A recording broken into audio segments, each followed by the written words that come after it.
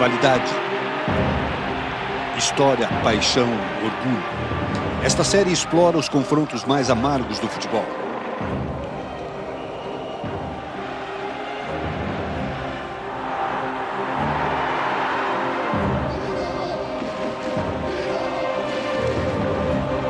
Este é o Rivalidades.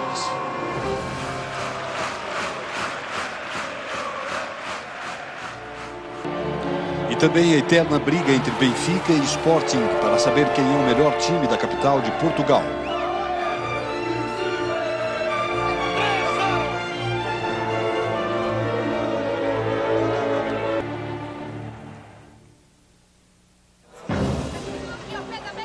Não há palavras. O Sporting é tudo nesta vida. Os adeptos do Benfica são os do mundo. Por isso o Benfica é o maior clube do mundo. O Benfica é o maior em todo lado. O Benfica é o maior. O Benfica é o maior. É que nós somos gente e eles não são. Eles são animais. Percebes? É que assim, ser do Sporting é uma dádiva. Ser do outro clube é um erro genético. É um sentimento que não dá para explicar. Ser do Sporting é diferente. O Sporting é o maior. Sporting sempre.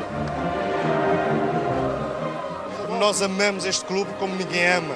Temos uma paixão por este clube, damos a vida para este clube. Somos os maiores!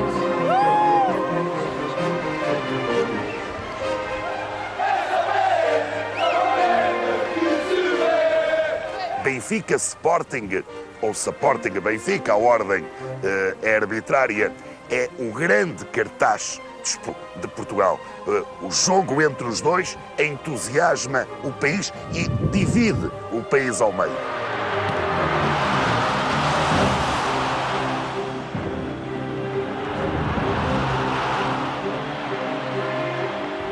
E nós em Portugal, eu costumo dizer que um Benfica Sporting ou um Sporting Benfica é o derby de todos os dérbis, é o partidazo. Um Sporting Benfica ultrapassa Lisboa, ultrapassa o país.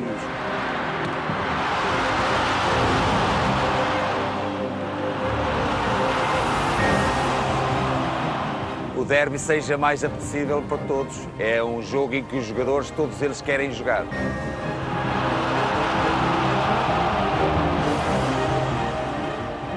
Um derby é um derby. Podem estar as duas equipas nos dois últimos lugares, que é sempre um Benfica Sport.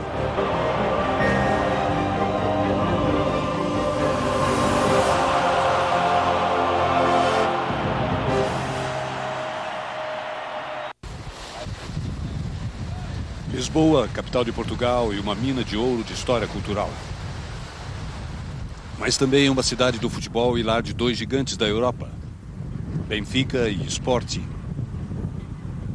O Sporting era a equipa, o clube dos aristocratas, dos ricos, e o Benfica era o clube do povo.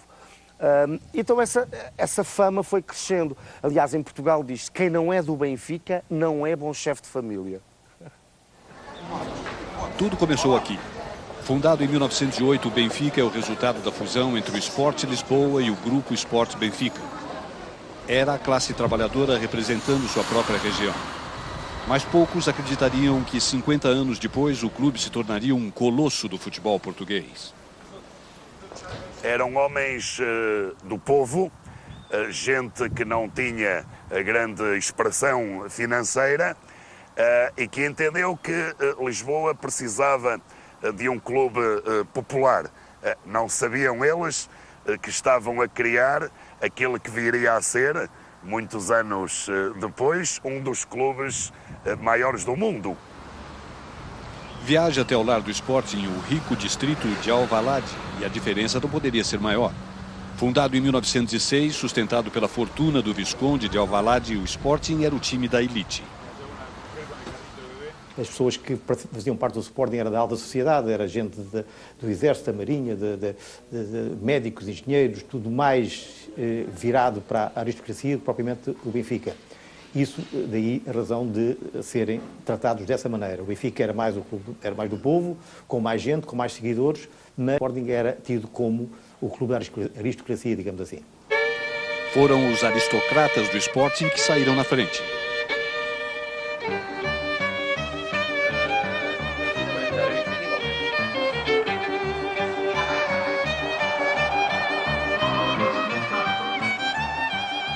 Nos anos 40 e 50, o Benfica não era a melhor equipa, era o Sporting. Falava-se muito em Portugal da linha atacante do Sporting, que ficou conhecida como os 5 violinos. Jogadores extraordinários. Travassos, Peroteo, Albano, Jesus Correia e Vasquez. Os 5 violinos. O que quer dizer que esses jogadores eram jogadores que tinham um prestígio muito grande, não só em Portugal como na Europa. Tive o privilégio de jogar com eles, casos do Vasco, casos do Travassos, casos do Albano. Jogadores que eram do top do futebol europeu. Mas tudo mudou nos anos 60. Uma revolução no futebol estava começando. A década de 60 não marcou só o Benfica, como marcou a época dos Beatles, a época, enfim, uma época fabulosa. Eu creio que a década de 60 foi realmente a década mais importante do século XX. Os anos 60 foram revolucionários em todos os sentidos e o futebol português não ia ficar de lado. A década foi marcada por uma mudança de poder em Lisboa e pela era de ouro do Benfica. De ser o equivalente pobre do Sporting, o clube repentinamente se tornou uma grande potência do futebol europeu. O herói da torcida foi um imigrante moçambicano conhecido como Pantera Negra. Os outros o chamavam de Eusébio. A partir da década de 60, quando o Eusébio começou a jogar no Benfica, se alterou. E o Benfica passou a ser hegemónico. No terreno do Benfica, o Benfica tem mais do dobro, mais de 2 vezes as vitórias do Sporting. Mas este registro acontece sobretudo a partir da década de 60, a partir daquela que eu chamaria a era Eusébio.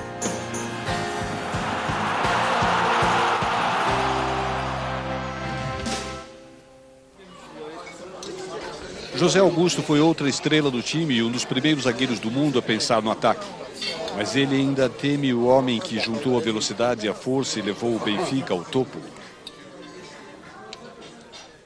Foi um privilégio que tive acompanhar e ser colega do Eusébio, como de outros grandes jogadores que o Benfica teve. Foi realmente um privilégio ter ajudado a que o Eusébio tivesse realmente uma carreira bastante grande e que o tenha levado a ter sido o melhor jogador de futebol português de todos os tempos. Depois de 15 anos cheios de gols no Benfica, Eusébio se tornou uma lenda para o clube e para o país. Mas de acordo com seu amigo de infância, Hilário, ele poderia facilmente ter jogado pelos rivais do Sporting. Eu falei com o doutor, o presidente do Sporting. Doutor, há um miúdo muito jeitoso em Moçambique, que é lá do meu bairro. O doutor podia contratá-lo. E o doutor disse, não, eu não lhe contrato, ele vem fazer teste. Naquela altura tinha visto fazer experiência, treinar para a gente ver se é bom ou não é bom. E o Eusébio, telefonei-lhe e disse, tens que vir fazer teste. O Eusébio disse, não, eu não vou fazer teste, porque eu sou o melhor jogador do Sporting. Ao invés disso, o amigo de Hilário foi para o vencer tudo. 2 Copas dos Campeões, 11 títulos na Liga, jogador europeu do ano em 1965 e melhor marcador da Europa em 68. Hilário se lembra bem do derby daquele ano. Ele estava marcando Eusébio naquele dia. Cara de sorte. Há uma jogada do lado direito que estou eu a marcar o Eusébio e dou um pequeno espaço ao Eusébio. E o Eusébio levanta a cabeça, olha para o Carvalho estava adiantado e nem chutou, picou a bola e o Carvalho foi buscar dentro da baliza. E eu fiquei arrependido de não ter caído em cima do Eusébio para ele não pensar, porque eu deixei o Eusébio pensar aquilo que ia fazer. E foi nessa situação que o Eusébio conseguiu fazer o gol.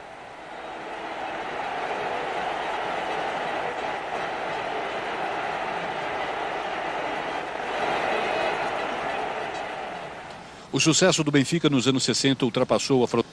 Logo, eles se tornaram uma potência do futebol europeu e tiraram a hegemonia do Real Madrid na Copa dos Campeões.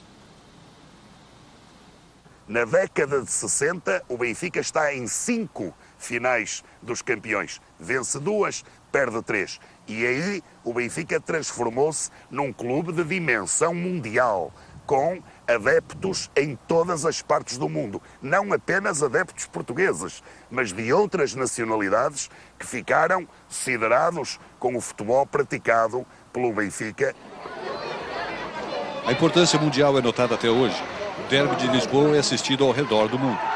O Benfica afirma ter mais de 160 mil membros associados pelo mundo, mais que qualquer outra equipe. O Benfica é o clube mais importante em Portugal. O Benfica é mais do que um clube de Portugal, que cerca de 60% a 70% dos portugueses são do Benfica. O Benfica foi o primeiro clube em Portugal, o primeiro clube português a ter efetivamente dimensão mundial.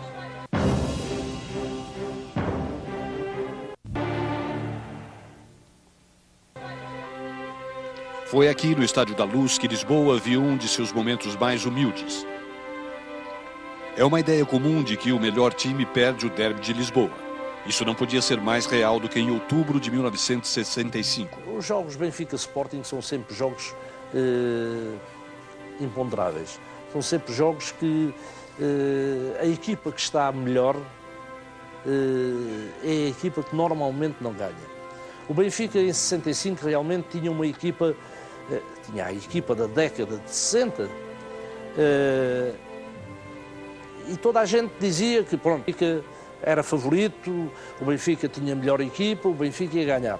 E fomos surpreendidos.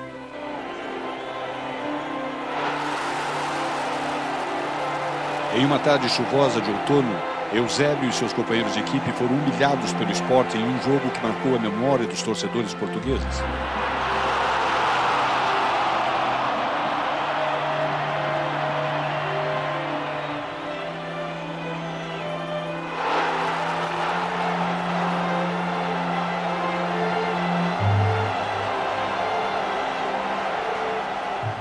O que aconteceu nesse jogo foi uma coisa inesperada.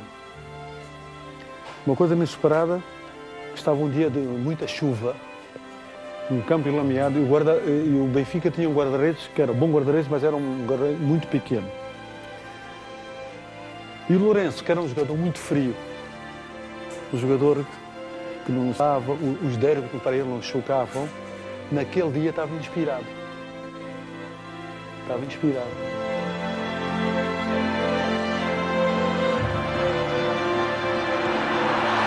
Lourenço marcou 3 gols na famosa vitória de seu time por 4-2.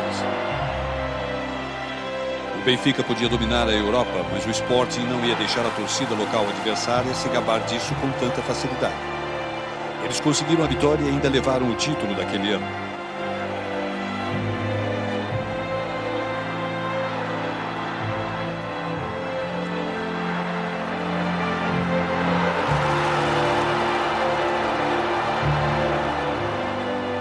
Não há favoritismo no Benfica Sport, quer na Luz, quer no Alvalade. Portanto, são jogos sempre de espera do que venha a acontecer e, portanto, não há certeza sobre nada.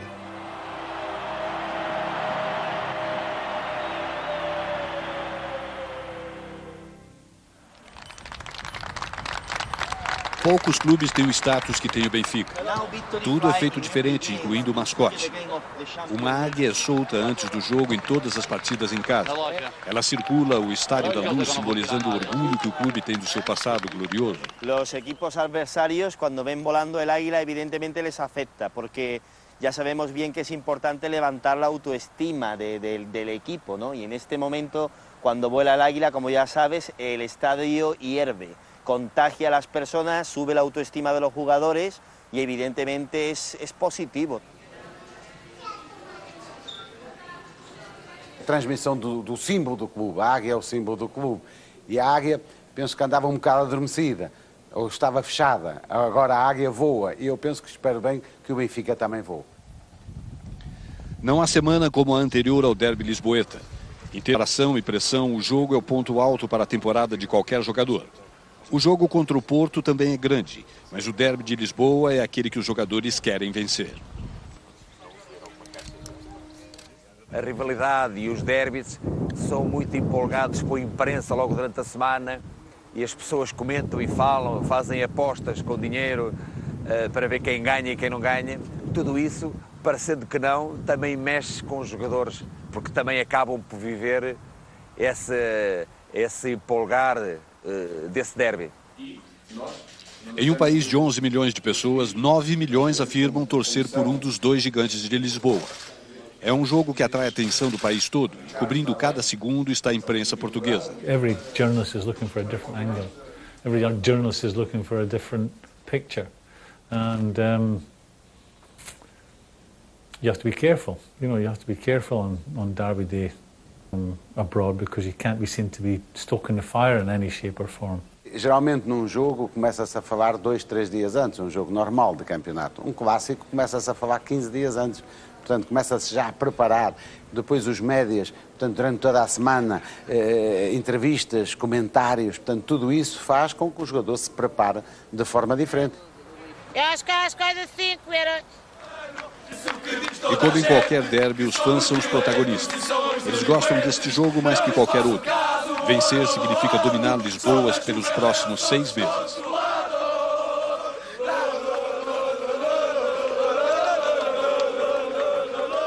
É evidente que a moldura humana do estádio é completamente diferente, tem muito mais gente e daí muitos jogadores transportam a pressão que se vive durante a semana antes do derby para o próprio jogo. Não há muitas visões melhores do futebol do que o Estádio da Luz lotado, que já foi o maior da Europa. Aquele solo é conhecido como uma catedral, onde os torcedores vão para idolatrar seus heróis. Ambiente louco. O Estádio da Luz nessa altura comportava para cima de 70 mil pessoas. Era realmente um espetáculo, era um espetáculo dentro de outro espetáculo, não é? The old Stadium of Light was a very unique stadium, a tier after tier that just seemed to disappear into the clouds. And when that was full, it generated a fabulous atmosphere. There were wonderful games to be associated with. Depois de dias gloriosos dos anos 60, o futebol português entrou em decadência nos anos 70 e 80. Os dois clubes ainda dominaram a cena doméstica, mas com o declínio da geração de ouro portuguesa, nenhum dos clubes atingiu o topo nesta era.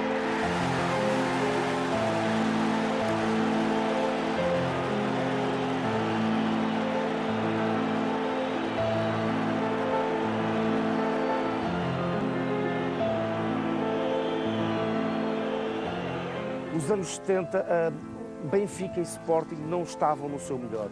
Aliás, o Benfica continuou a dominar nos anos 70, mas já foi o declínio. O futebol de Benfica e Sporting nos anos 70 caiu porque acabou essa geração dos anos 60. A preocupação maior estava nos treinos do Benfica. O clube esteve por certo tempo entre a elite mundial, mas passou por uma queda repentina no seu futebol. A derrota em um derby em 1980 e o terceiro lugar na competição indicaram mais uma baixa. O grande objetivo no princípio do ano é o Benfica ser campeão nacional. Claro está que nesse ano foi um ano de um bocado de transição, houve jogadores que vão no final de carreira, portanto, e o que é certo é que o Benfica houve ali um período bastante mau.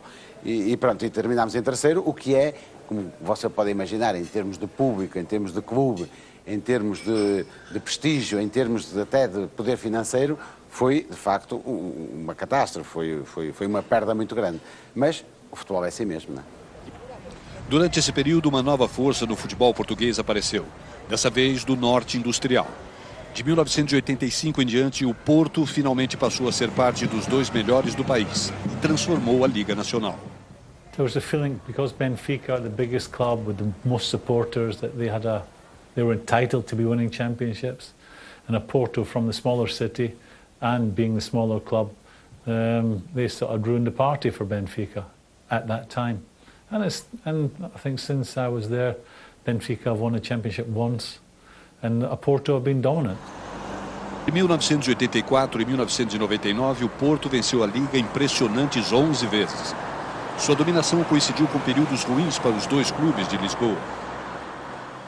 E é curioso referir que esses 18 anos de interregno do Sporting coincidiu com os 18, 20 anos de grande hegemonia do Futebol Clube do Porto. Ou seja, o Sporting vence em 82 e depois começa a grande hegemonia do Futebol Clube do Porto, uma máquina de ganhar títulos de campeonatos e taças. Mas Benfica e Sporting ainda apresentam grandes clássicos, como o de maio de 1994. Um jogo que iria decidir o campeonato daquela temporada. Os times se enfrentaram no estádio José Albalade do Sporting e fizeram uma partida com 9 gols emocionantes. Nós sabíamos que se perdêssemos esse jogo, que dificilmente poderíamos ser... E, na generalidade, ninguém acreditava que nós fôssemos capazes, depois do desaire que tivemos em casa, fôssemos capazes de ir ao Alvalade, conseguir ganhar. Havia uma grande expectativa à volta desse jogo. O Sporting montou um time cheio de estrelas para tentar ganhar seu primeiro título em 12 anos. Mas para ser fiel à tradição do derby lisboeta, quanto melhor o time, mais longe suas chances de garantir a vitória. Seus ilustres vizinhos tinham outras ideias. Em especial, João Pinto, que deixou sua marca na vitória do Benfica por 6-3, com um recorde de 4 gols.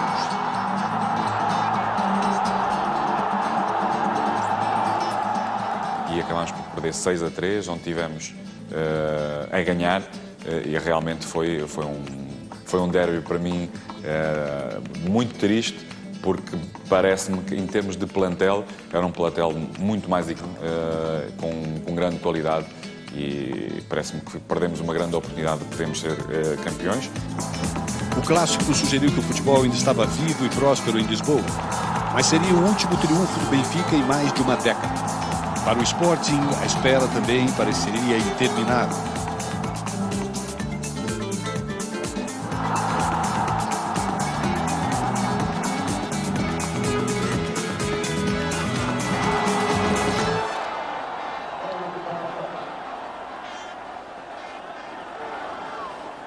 De fato, apenas em 2000, 18 anos depois do triunfo anterior, o Sporting pôde ser chamado de principal clube do campeonato português. E repetiram o feito 2 anos depois. Depois de anos de tentativas fracassadas, parecia que o Sporting estava de volta. A vitória era ainda melhor porque seus grandes rivais não estavam bem. O Benfica não vencia a Liga desde 1994. Mas em 2005 eles também encerraram a má fase, graças a uma vitória controversa no derby do final da temporada. Não traz lembranças boas para nós porque estávamos na luta direta pelo título nacional e perdemos um jogo que não merecíamos ter perdido. O Sporting podia ter motivos para reclamar, mas a vitória do Benfica e seu sucesso na Liga mostraram que o futebol em Lisboa não estava pronto para morrer.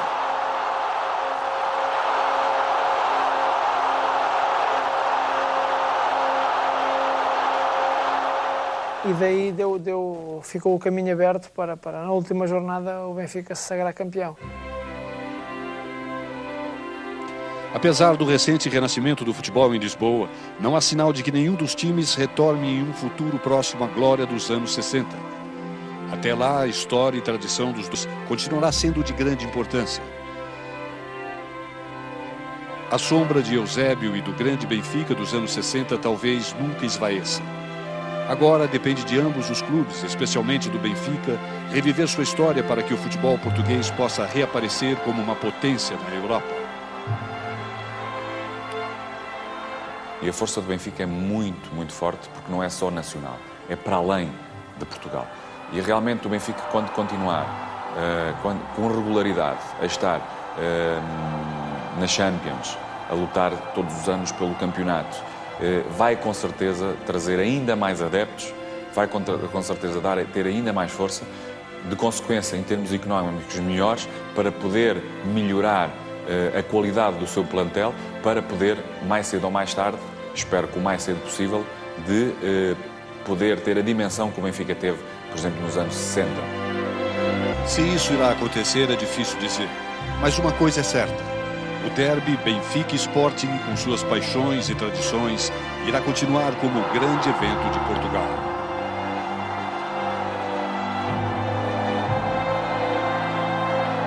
você esteve na companhia de Luiz Alberto Volpi. Não perca a continuação da série Rivalidades.